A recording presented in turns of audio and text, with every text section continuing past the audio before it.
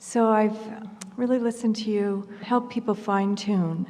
Sometimes people will say, I'm happy 95% of the time, and you'll be like, not even close. I feel like as I do this work, I get more and more in touch with what I actually feel. Good. You know, I kind of can fool myself, and then I'll see what's happening, and I go, oh. Well, it's all right. Manifestations are wonderful. Yeah. Because there are two ways of knowing how you're doing with your gap. There are two ways of knowing how in sync you are with all that you've become and all that you want, or how out of sync you are. One is by the way you feel as it's happening, and the other is by what's turning to things, by what's manifesting. If unwanted things are manifesting, you've got your attention on those kinds of unwanted things. And that unwanted thing that is manifesting right now, when you look at it, gives you an emotion that you should be able to recognize as a pretty familiar emotion. Yes. So when you look at something and you feel an emotion and you say, oh, this is a familiar emotion, then your logic tells you, and that holding myself consistently in that vibration is the reason that these thoughts turn to these things. Yes. So what I'm wondering is what I've seen you do. And every single time we're interrupting you, it's yet another gift of clarification for you. Yes. It's never punishment about your wrong thought. It's just affirmation of your thought. No judgment about the rightness or the wrongness of the thought, just affirmation of what it is. And if you don't like how it's turning out, think different thoughts. Yes. But not easy to do, especially when you're standing in the middle of stuff. So you got to do it first thing in the morning before there's much momentum going. Okay. You want to meditate more and quiet your mind. You want to find the things that are easy to feel good about and focus on those more. You want to get out of problem-solving mode. Give it up.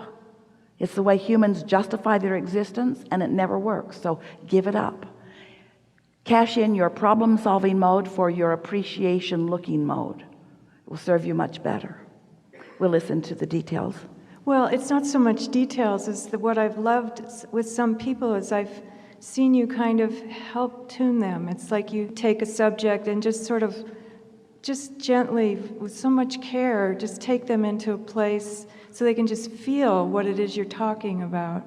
And I feel like I'm on a treasure hunt, and even the things that maybe are challenging, it's like, oh, okay, good. I see that I have some tuning to do, but I really love the way you do that with some people. Well, we're happy to do that, and we will do it with you if you want us to hear. But we want to say something that is really important to the unfolding of this conversation. It's something that we're talking about a lot recently, and it is about the difference between a condition that evokes an emotional response and a less active vibration over which you have more control. In other words, there's more momentum in things as they begin to manifest. Okay. So in the idea of turning thoughts to things, if you start earlier in the process, there is less resistance, less satisfaction too, but less resistance. You see what we're getting at? I do, yes. So sometimes, all the time, people would say, well, if that were different, I would feel a lot better. If that person were different, then I would feel a lot better. And we don't question that. We know. We agree that if you were looking at something different, Esther has a friend that says, if that person were just different, he'd be perfect. And so we understand that the condition is something that gets your attention. And so what conditional love is, need to modify those conditions so that when I look at them, I have a knee-jerk response that feels good to me. Unconditional love is, never mind the condition, let's back up from the condition and find the essence of it that has less momentum, that's easier for me to find alignment. Yes. So in the progress of vibration turning to thoughts, turning to rendezvous, turning to experiences, turning to things, in that process of evolution, in the evolution of becoming, over here where the emotion is, where the thoughts just start flowing and the emotion follows instantly. We want to call that an unconditioned, just for a little while, because there's no condition. It's just an idea, and it's just an emotion about an idea. And all of you, whether you're creating relationships or financial empires, most of it is done before the first brick is laid or before the first words are exchanged, because this vibrational reality is created and all of the power happens. And then when you start getting involved in it, that's when you start messing it up by giving your attention to the details that you don't like, you see. So if you could stay in the unconditional, more emotional, and we want to for a while call the emotional state the unconditional state. So then what you're asking of us is, Abraham, please present to me a sort of picture that I can focus on so that I can feel better. And we say, that's still pretty conditional, because you're wanting us to create something that you can respond to, where what we're wanting you to do is care so much about feeling good that you're willing to feel around until you find it. And what that means, oh, this is such a leading edge conversation. What that means is, you're going to feel your way into alignment, just like Esther did in those 9 months that she was meditating. She could feel when her mind was wandering and that state of detachment wasn't there. And she could feel when she'd quieted her mind and that state of detachment was more. She could feel when she was in greater harmony with something that felt good, and she could feel when it dissipated. You can always feel your alignment with what you want, but it takes a little listening and feeling and tuning before you're able to do that. And so this is really the more effective approach, because what we see with so many of you is that you are trying so hard to cause yourself to feel good that you have become more controlling of conditions that you can't control, and therefore feeling less good rather than more good.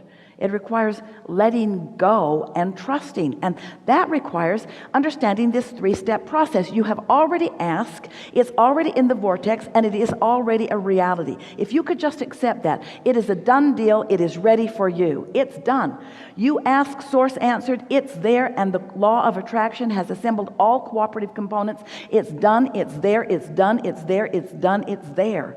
So you don't have to keep trying to create conditions that allow it. All you have to do is chill out. Get into a place where you're in the receptive mode, where the idea will occur to you.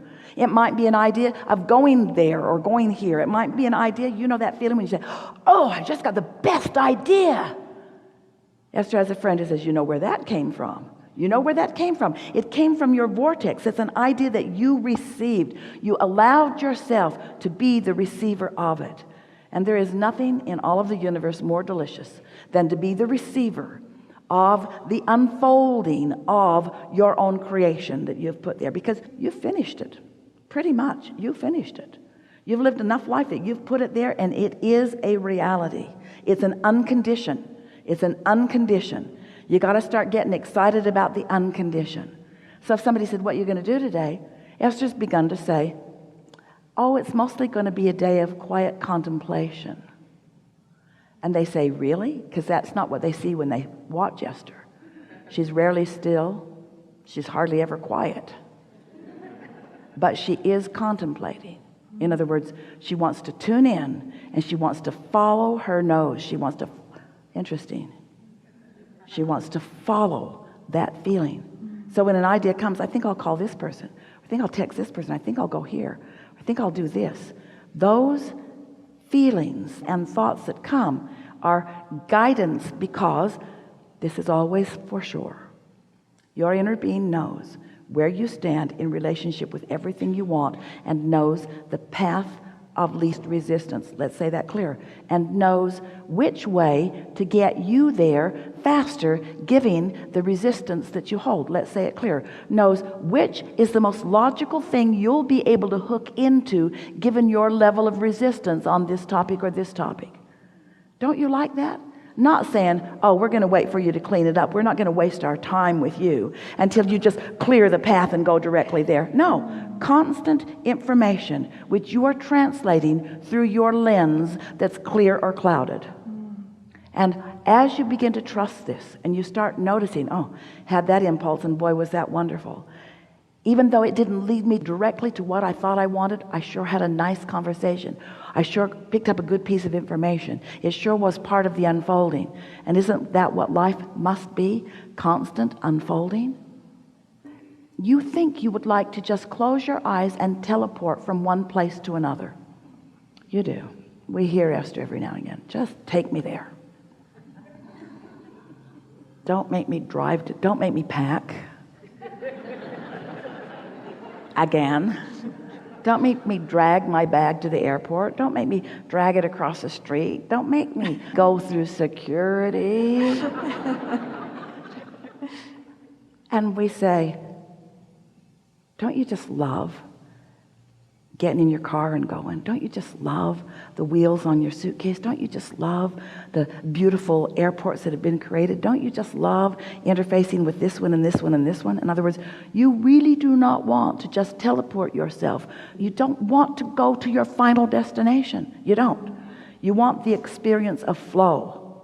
You want to let the universe show you how good you are at following the path of least resistance, of when to leave, of where to go, of which route to take, of when to hesitate, of when to proceed, so that you just hook up with all of the good that life has to give you. That's what life is. It isn't just going from here to there, from here to there, from here to there, or from not having this to having that. It's the process of the unfolding of your genius ability to tune to the unconditioned and mold it into the conditioned and then revel in everything that it took to bring it there.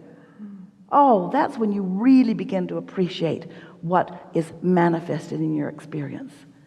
It's the deliciousness of having been there every step of the way and recognizing the genius and the love and the caring and the benevolence of Source and the precision of your allowing and reception.